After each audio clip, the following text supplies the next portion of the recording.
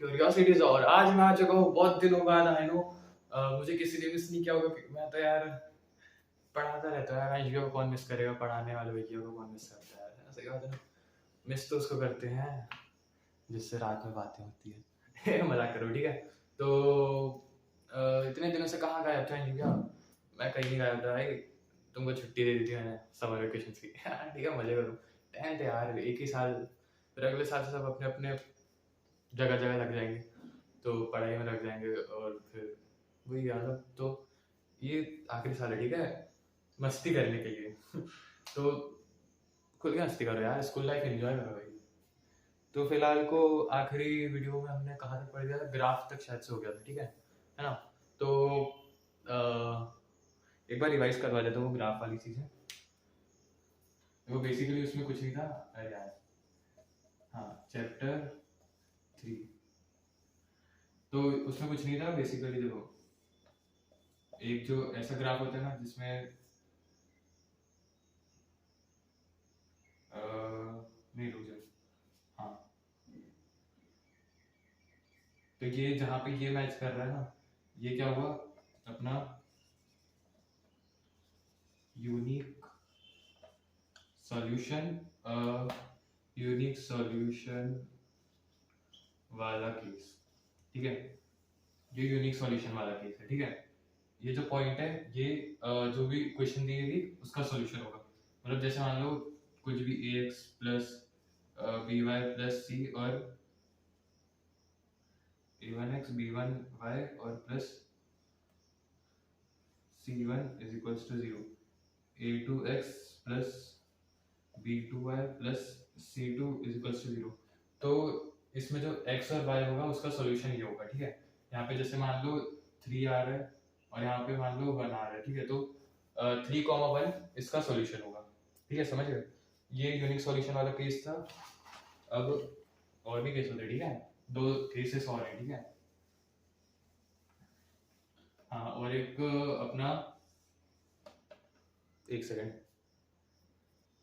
हाँ, तो और एक केस अपना होता है जब दोनों लाइन एक ही जगह पर, मतलब दोनों के सॉल्यूशंस, मतलब जो दोनों लाइन बन रही है ना वो सेम जगह पे बन रही है, ठीक है। दोनों के सॉल्यूशन सेम आ रहे हैं, तो उसमें इन्फिनिट नंबर ऑफ सॉल्यूशंस होंगे, मतलब x और y के इन्फिनिट वैल्यूज होंगे, ठीक है। अब ये तो हो गया। अगला क्या होता है, याद है कुछ? याद है? नहीं है? देखो, अगला पैरेलल लाइंस। अब इसमें क्या होता है, कोई सॉल्यूशन नहीं आता, ठीक है। जब लाइन इंटरसेक्ट करती है ना तभी सॉल्यूशन मिलते हैं, ठीक है। इसमें तो लाइन इंटरसेक्ट कर ही नहीं है, तो कैसे सॉल्यूशन मिलेगा, है ना, ठीक है। अब ये हो गया अपना। देखो, मैं आपको बता दूं, किसी भी ना linear pair of linear equation in two variables में ना, जब भी अपन x और y की वैल्यू निकालते ना, एक सेकंड, हाँ, तो इसमें जब भी अपन x और y की वैल्यू निकालते ना, तो इसमें बहुत सारे मेथड होते हैं, ठीक है। देखो, इसका pair of linear equation in two variable, यही बोलते हैं ना, हाँ, poly two t poly two v. हाँ, तो देखो, इसका सबसे पहला मेथड होता है ग्राफ। पहले तो ग्राफ से निकाल सकते हैं, फिर होता है अपना एल्जेब्रिक मेथड,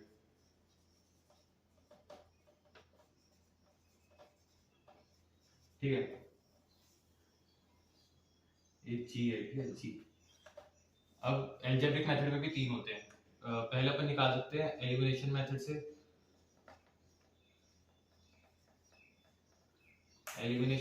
निकाल सकते हैं। दूसरे अपन निकाल सकते हैं सब्स्टिट्यूशन मेथड से, और तीसरा अपन निकाल सकते हैं क्रॉस मल्टीप्लिकेशन मेथड से, क्रॉस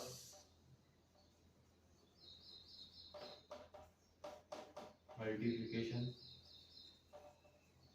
मेथड, ठीक है। तो ये डिलीटेड है, इसको समझने की कोई जरूरत नहीं है, बस ऐसे ही टाइम पास के लिए बता दिए। ये डिलीटेड है, आपको ये समझना है, ये समझना है और ये समझना है। इसको अगर आप नहीं भी समझोगे तो भी कुछ फर्क नहीं पड़ेगा, आप इससे क्वेश्चन कर सकते हो, ये ज़्यादा इजी मेथड है। और ये आपको करना पड़ेगा, क्योंकि ग्राफ क्योंकि ऐसे भी क्वेश्चन आ जाते हैं एग्जाम में कि आपको ये देता है, कोई दो इक्वेशन दे देते हैं और आपको पूछ लेता है कि ग्राफ के थ्रू इस इक्वेशन के सॉल्यूशन निकालो, ठीक है। तो ग्राफ वाला भी मेथड इंपॉर्टेंट होता है, ठीक है। बाकी तो आप सब्स्टिट्यूशन नहीं भी करोगे तो भी चलेगा, एलिमिनेशन इजी है। मैं आपको सब्स्टिट्यूशन भी बता दूंगा, ठीक है। आपको जो इजी लगे उस तरह से कर लेना, ठीक है। अब आगे बढ़ते हैं। अब देखो, अब आप बोलोगे अंश आपने मेथड्स तो बता दिया, कुछ करके भी बता दो मेथड्स का यूज कहाँ है, कैसे करना है, ठीक है। तो मैं बताता हूँ। देखो सबसे पहले अपन एनसीईआरटी के क्वेश्चन से करते हैं अपन। रुक जाओ यार, जगह नहीं है रुक जाओ। एनसीईआरटी के क्वेश्चन से प्रारंभ करते हैं। क्वेश्चन क्या है, रुक जाओ।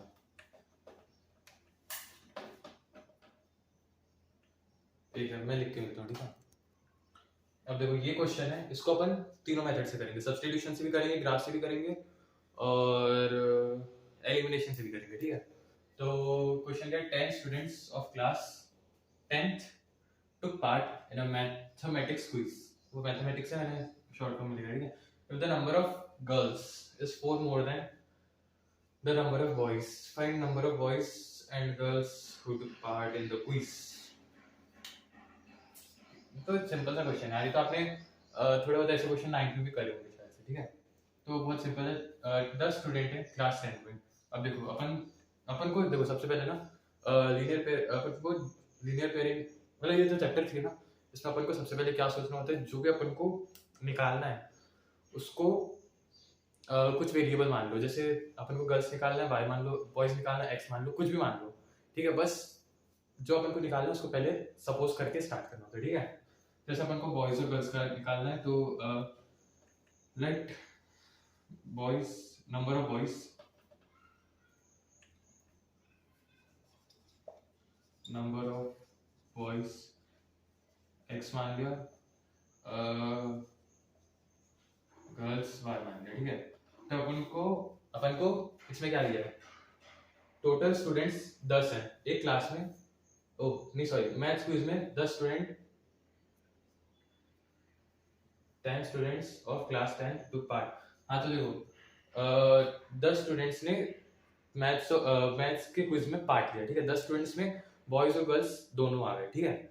10 स्टूडेंट बॉयज और गर्ल्स दोनों आ गए, तो अपन को इसमें बॉयज कितने और गर्ल्स कितने ये निकालना है, ठीक है। तो बेसिकली 10 स्टूडेंट्स हैं, मतलब कि x + y = 10 हो गया। ये क्यों हुआ, x बॉयज हैं y गर्ल्स हैं, दोनों को मिला के 10 है, टोटल स्टूडेंट्स 10 हैं, ठीक है। तो जो भी अपनी पहली इक्वेशन, और अब क्या है, पहला स्टेटमेंट हो गया, ठीक है। If the number of girls, y की बात करते हैं, ठीक है। If the number of girls is, हाँ, if the number of girls is 4 more than the number of boys.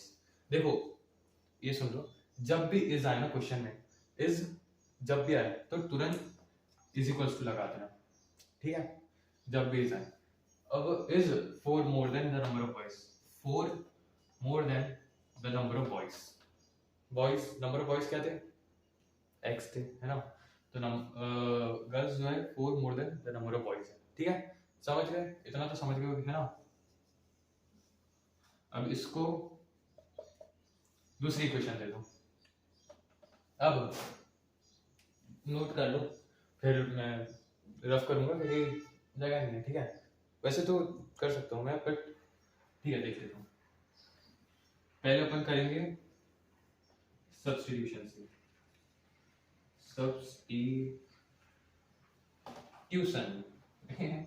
Tuition, हाँ तो सब्स्टिट्यूशन से करेंगे अपन पहले,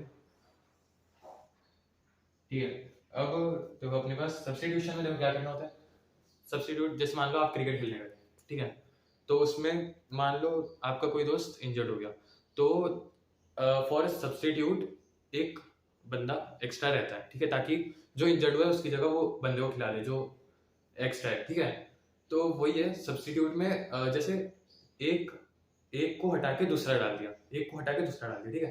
जो इंजर्ड था उसको हटा के दूसरा प्लेयर डाल दिया, ठीक है। तो इसमें मान लो अपन को y दिया है, y = 4 + x अपने को दिया है, ठीक है।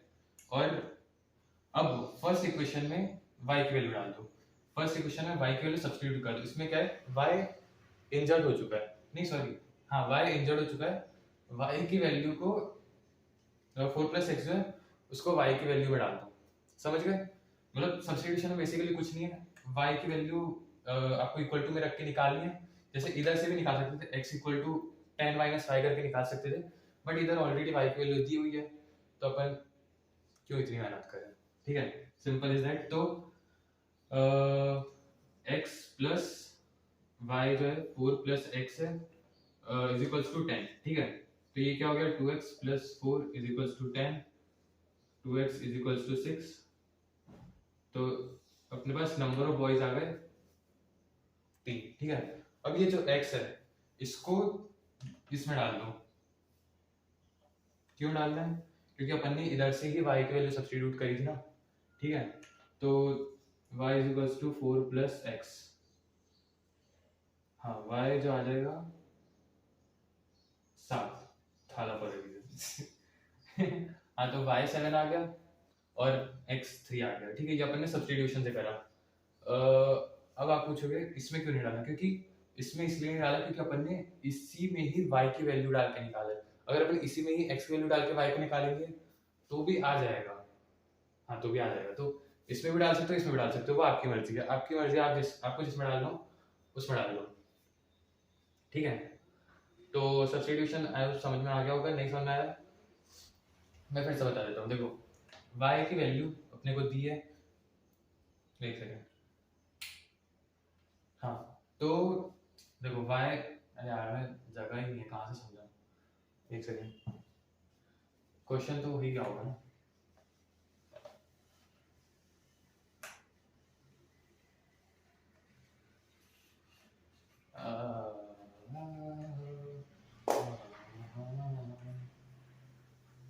हाँ तो अब देखो इधर y की वैल्यू अपने पास 4 प्लस एक्स है, ये अपने को क्वेश्चन में दिया था, ठीक है।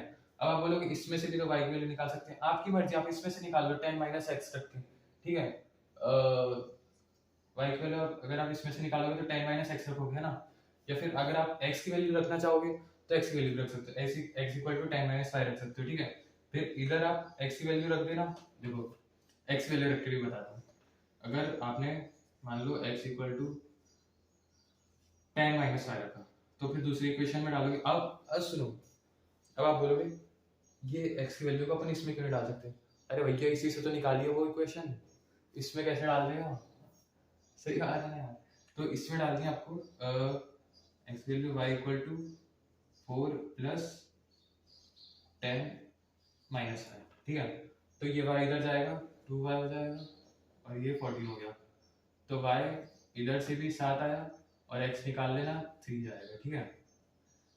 तो आप इधर से x की वैल्यू रखो या फिर इधर से y की वैल्यू रखो, बात एक ही है, बात एक ही है, ठीक है। इधर y की वैल्यू ऑलरेडी दी हुई थी इसलिए मैंने इधर से रख दी, ठीक है। तो बेसिकली सब्स्टिट्यूशन आया समझ में आ गया होगा आपको एक तरफ y की वैल्यू रख, मतलब देखो जैसे मान लो x equal to 10 plus y, ये जस्ट एग्जांपल के लिए, ठीक है, और y plus 10 is equals to y plus नहीं होगा और 10x plus 5y equal to 1, ठीक है। ये बस एग्जांपल के लिए, ठीक है।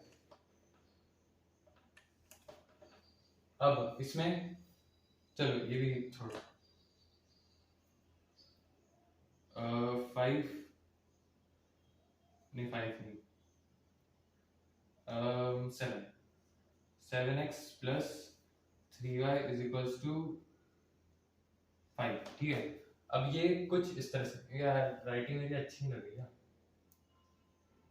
देखो मैं ओरली भी तो बोल रहा हूँ ना, ठीक है, तो थोड़ा सा कोऑपरेट कर लेना हाँ तो 7x plus 3y is equals to 5 और 10x plus 5y is equals to 1।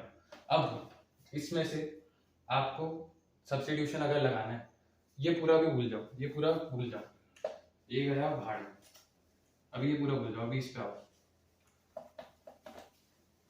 ठीक है। अगर आपको इसमें सब्स्टिट्यूशन लगाना है, ये जो मैंने इक्वेशन दे दिया, पहले तो इसका सॉल्यूशन निकलेगा, हाँ इसका तो सॉल्यूशन निकल ही जाएगा यार, ऑब्वियस बात है। तो देखो इसमें अगर आपको सब्स्टिट्यूशन लगाना है तो x की वैल्यू निकालनी रहेगी, तो बेसिकली क्या होगा, इसमें से x की वैल्यू निकालो या इसमें से निकालो, बात एक ही है, अपन दूसरे में से निकाल लेंगे।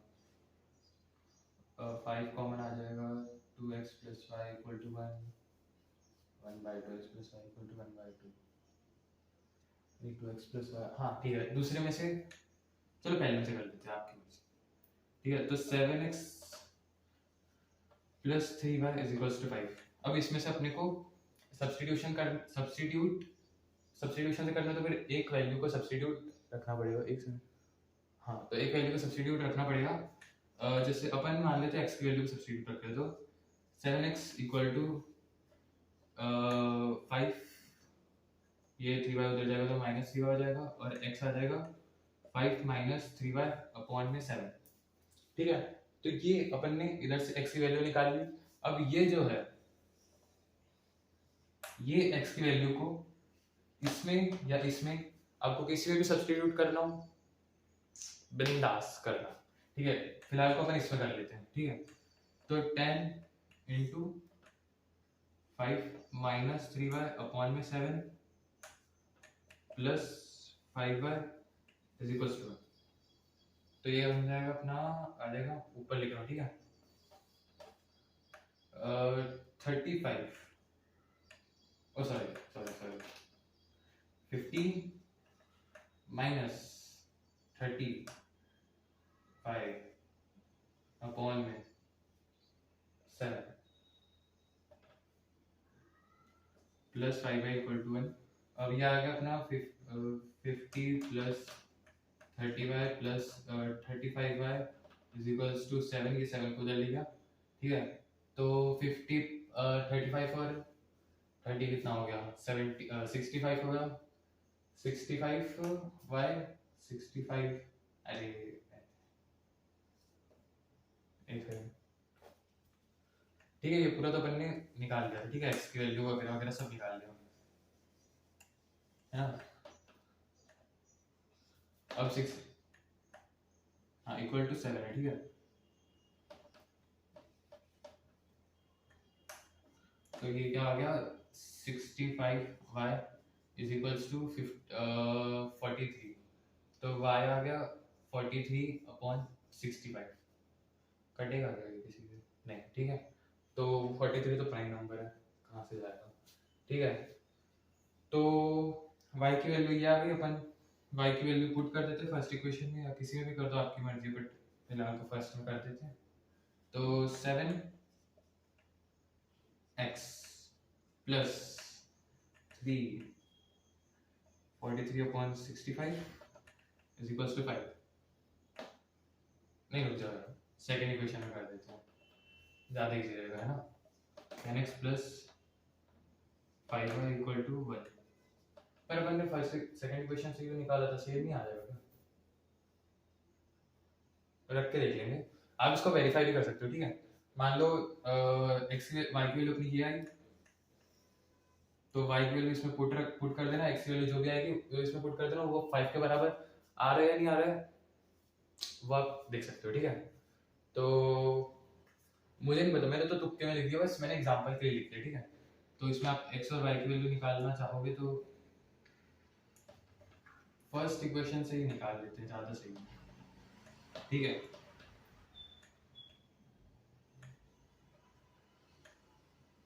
इज इक्वल्स टू 5, तो ये क्या आ गया अपना 7x प्लस 43 इंटू 3 कितना हो गया 129 अपॉन में 65 इज इक्वल्स टू 5, तो ये कितना आ गया अपना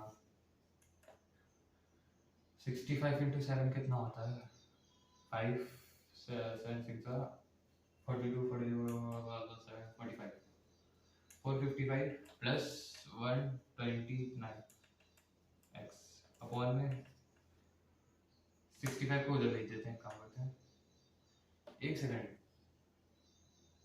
हाँ सही है सही है, नहीं मैं सोच रहा था, नहीं कुछ नहीं, सही है,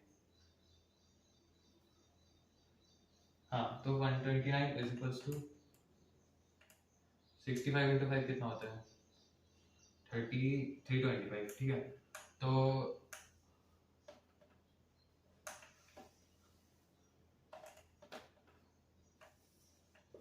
x आ गया अपना 455, x इज इक्वल्स टू 325 में से 129 जाएगा तो कितना बचेगा 325 में से 129 जाएगा तो 11 में से 2 गया 9, 2 में से 1 क्या 190 कुछ कुछ 190 कुछ कुछ 15 में से 9 गया 6 196, तो x आ गया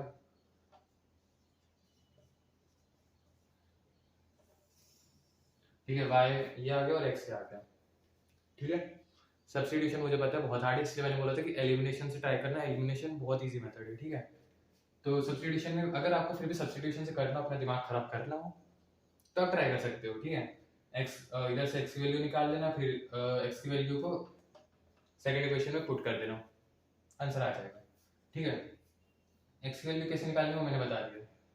बेसिकली x की वैल्यू तो बहुत सिंपल है ना निकालना। x की वैल्यू देखो, मैं समझता हूँ आपकी भावनाओं को, x की वैल्यू निकालना बहुत सिंपल नहीं है, x की वैल्यू निकालना बहुत सिंपल नहीं है रियल लाइफ में, लेकिन इसमें तो है ना। x की 3y को उधर चले ले जाओगे, 7 को उधर ले जाओगे, डिवाइड में चले आएगा, ठीक है। सब्स्टिट्यूट में बेसिकली वही है, एक जगह से x की वैल्यू निकालोगे, दूसरे इक्वेशन में x की जगह, देखो मैं बताता हूँ आपको, सुनो। अब इस इक्वेशन से x की वैल्यू निकालोगे, है ना, दूसरे इक्वेशन में जो x की जगह x की वैल्यू y के फॉर्म में आएगी, है ना। जैसे इधर आई थी अपनी, कहाँ, अच्छा मैंने मिटा दिया, इधर अपनी इसमें आई थी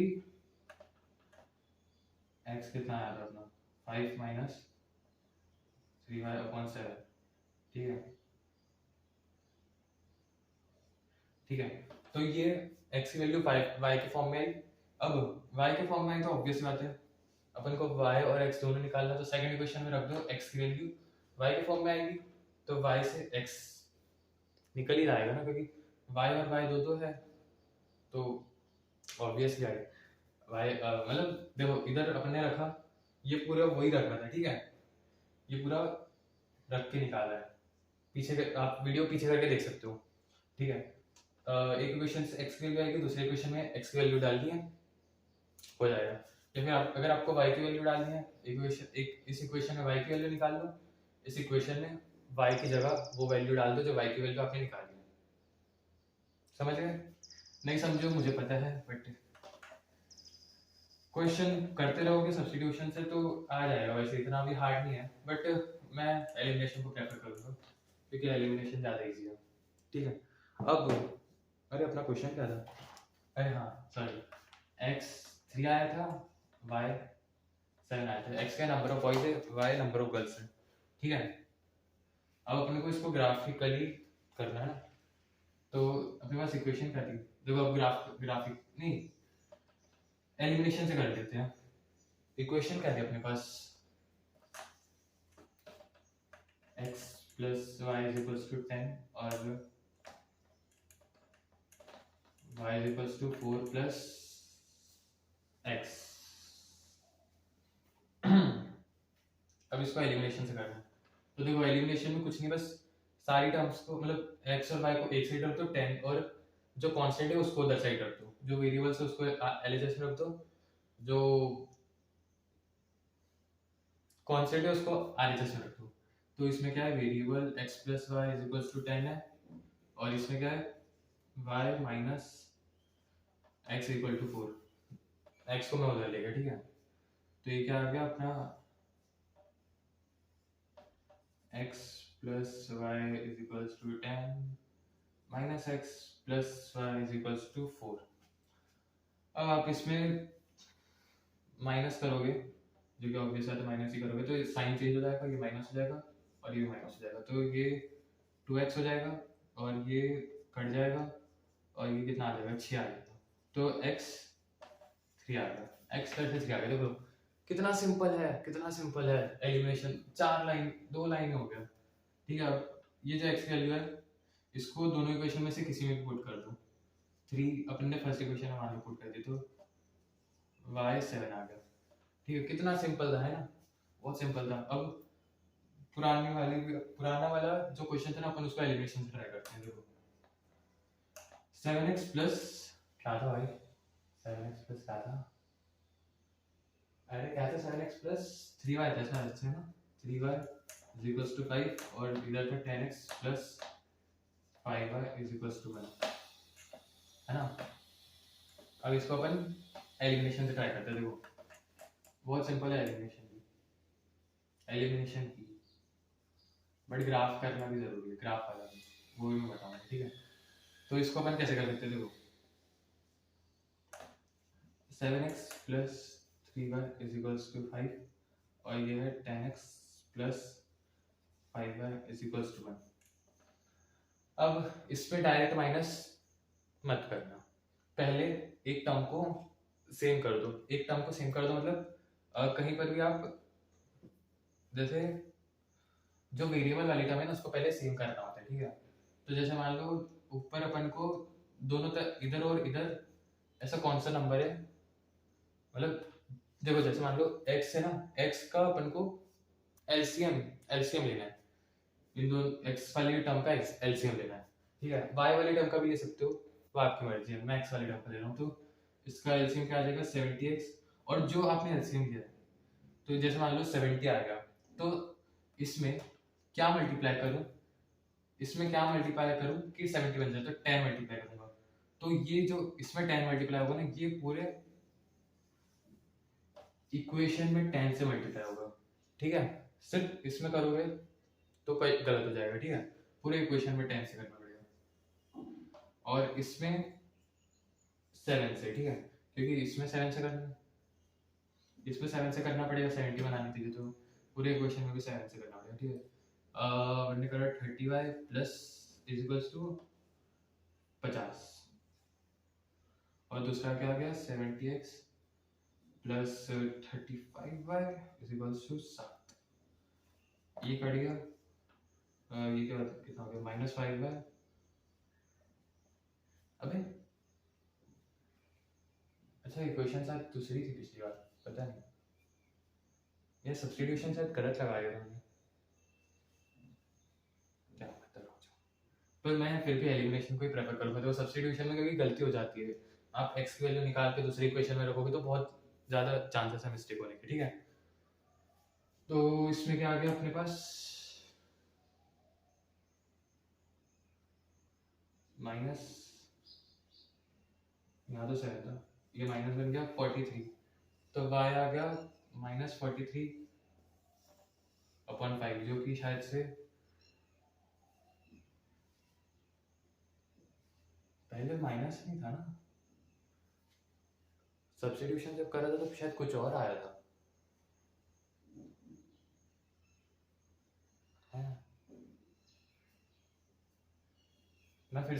मैं अगली वीडियो में आपको फिर से बता दूंगा सब्स्टिट्यूशन से। वैसे देखो सब्स्टिट्यूशन बहुत बेकार है, ठीक है, सही बता रहा हूँ, सब्स्टिट्यूशन बहुत बेकार है।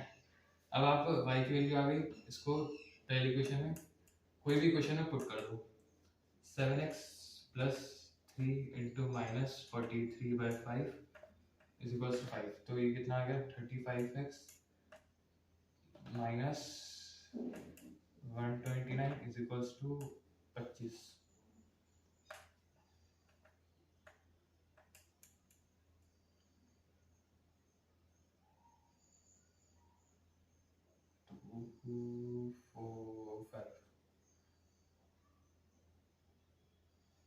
वन 154, तो x आ गया